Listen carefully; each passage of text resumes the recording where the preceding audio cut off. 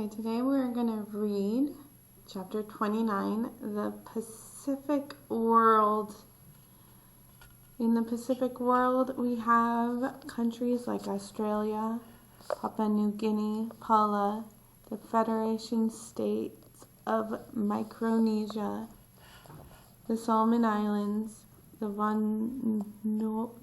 Vanuatu, the Nauru, the Tuvalu, the Samoa, Tonga, New Zealand, the Marshall Islands, and Antarctica. Those are some of the continents and countries where we are going to go through today.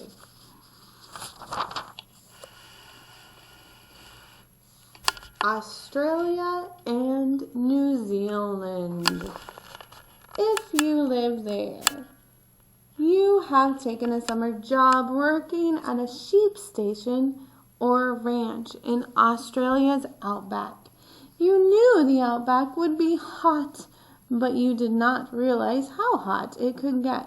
During the day, temperatures climb to over 100 degrees Fahrenheit or 40 degrees Celsius, and it hardly ever rains. In addition, you have learned that there are no towns nearby. Your only communication with home is by radio.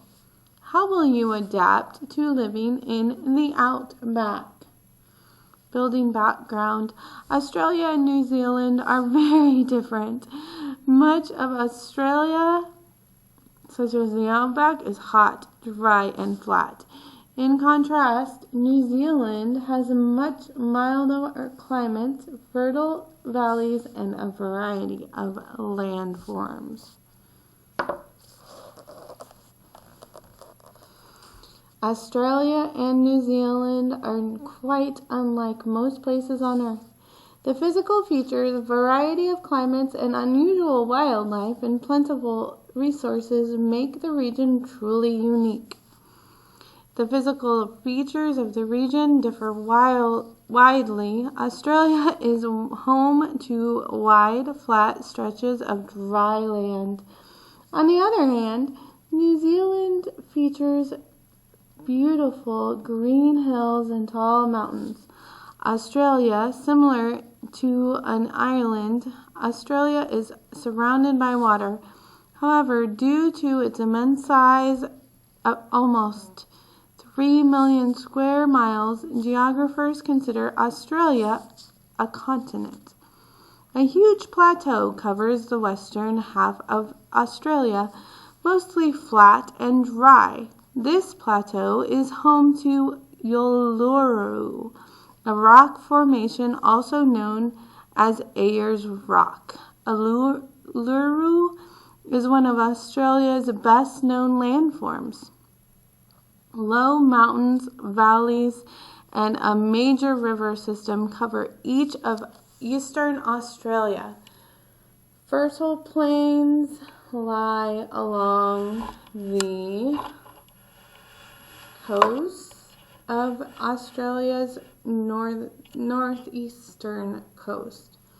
Is the Great Barrier Reef, the world's largest coral reef. A coral reef is a collection of rocky material found in shallow tropical waters. The Great Barrier Reef is home to an incredible variety of marine animals. New Zealand, located some 1,000 miles southeast of Australia, includes two main lands, North Island and South Island. North Island is covered by hills and coastal plains. It is also home to volcanoes, geysers, and hot springs. One of the key features on South Island is a large mountain range called the Southern Alps. Thick forests, deep lakes, and even glaciers are found in the Southern Alps. The rest of the island is covered by fertile hills and rich plains. Fjords or narrow inlets of sea create many natural harbors along the coasts of both islands. So here we have Australia and the Australian outback. As you can see, this is a type of map that shows the elevation. So you can look and you can see anything that's in dark green is below sea level. So the darker the green, the lower the lower the level it is. Okay, and as you go up, it becomes more mountainous. So you see these areas that are lighter in nature, those are the higher elevation areas. And anything that is red would be a mountainous region for sure. So you can see here we have hot and dry. Much of the western portion of Australia is covered in low trees and shrubs. So there's a hot, dry area covered with low trees and shrubs.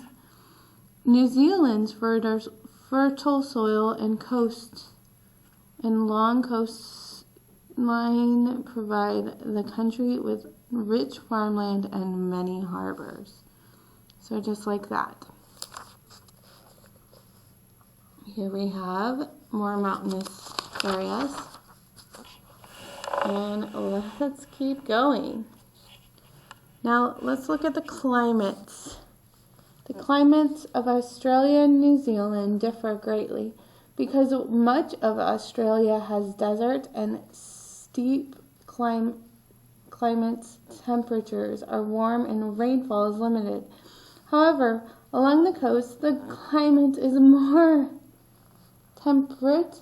Unlike Australia, New Zealand is mild and wet. A marine climate brings plentiful rainfall and mild temperatures to much of the country. Wildlife and resources.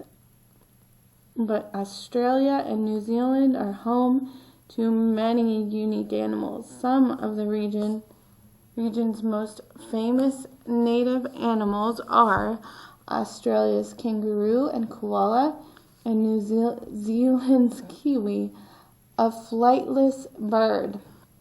Australia is rich in resources. It is the world's top producer of bauxite and lead, as well as diamond and opals.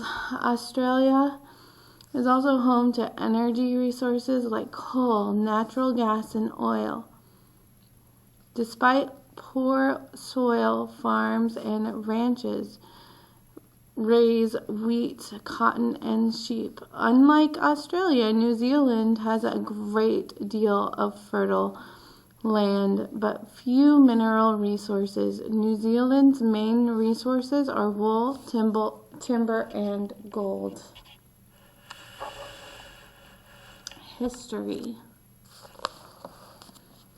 Despite their many geographic differences, Australia and New Zealand share a similar history. Both countries were originally inhabited by settlers from other parts of the Pacific. Later, both Australia and New Zealand were colonized by the British. The first settlers in Australia likely migrated there from Southeast Asia at least 40,000 years ago.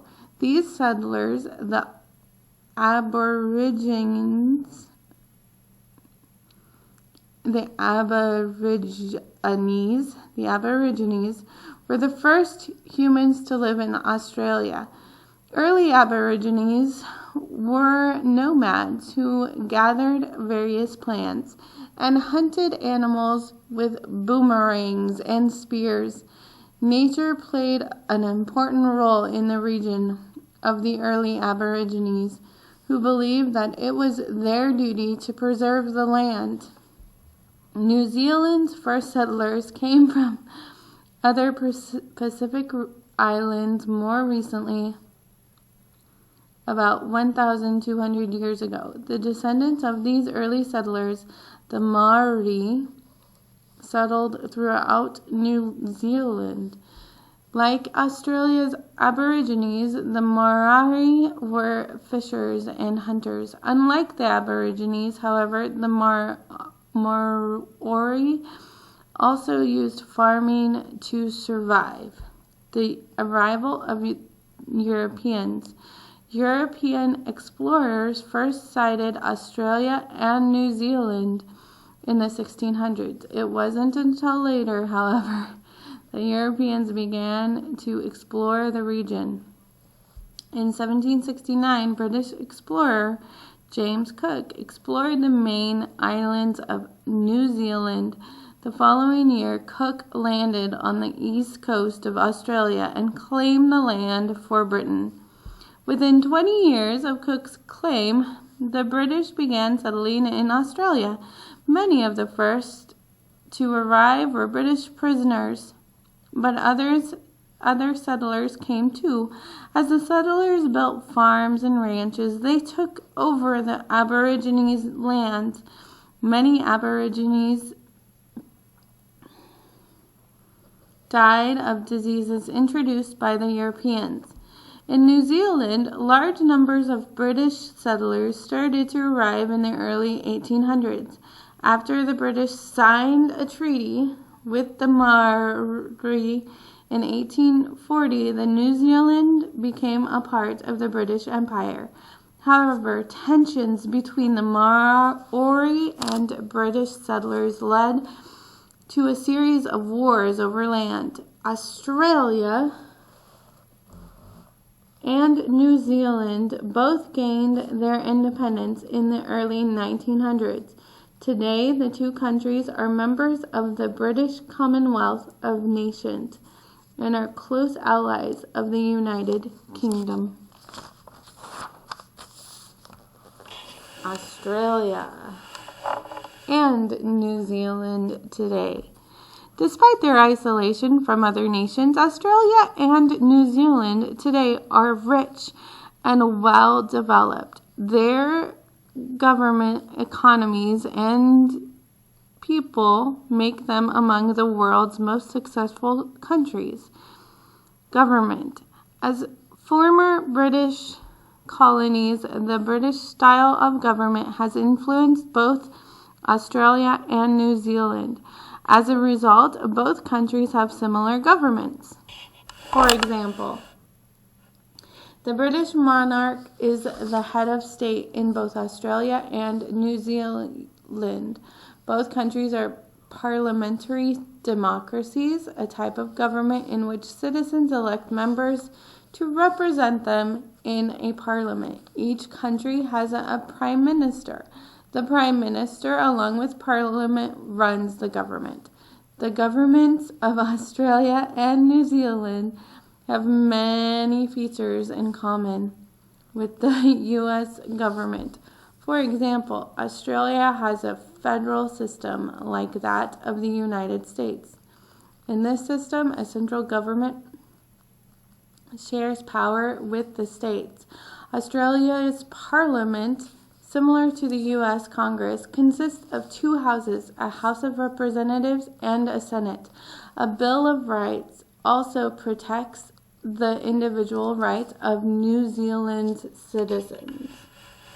Australia and New Zealand are both rich, economically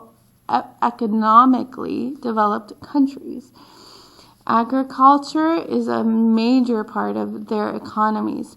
The two countries are among the world's top producers of wool. In fact, Australia regularly supplies about 1/4 of the whole of the wool used in clothing. Both countries also export meat and dairy products. Australia and New Zealand also have other important industries. Mining is one of Australia's main industries. Companies mine bauxite, gold, and uranium throughout the outback. Australia's interior other industries include steel, heavy machines, and computers. New Zealand has also become more industrialized in recent years. Factories turn out processed food, clothing, and paper products. Banking, insurance, and tourism are also important industries.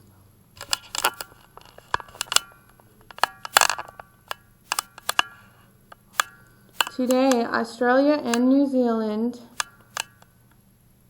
have diverse populations. Most Australians and New Zealanders are of British ancestry. In recent years, however, peoples from around the world have migrated to the region. For example, since the 1970s, Asians and Pacific Islanders have settled in Australia and New Zealand in growing numbers. Native Maori and Aborigines make up only a small percentage of New Zealand's and Australia's populations.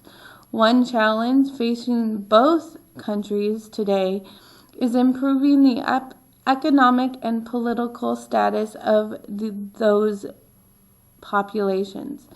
Many of the regions of Maori and Aborigines trail the rest of the population in terms of education, land ownership, and employment.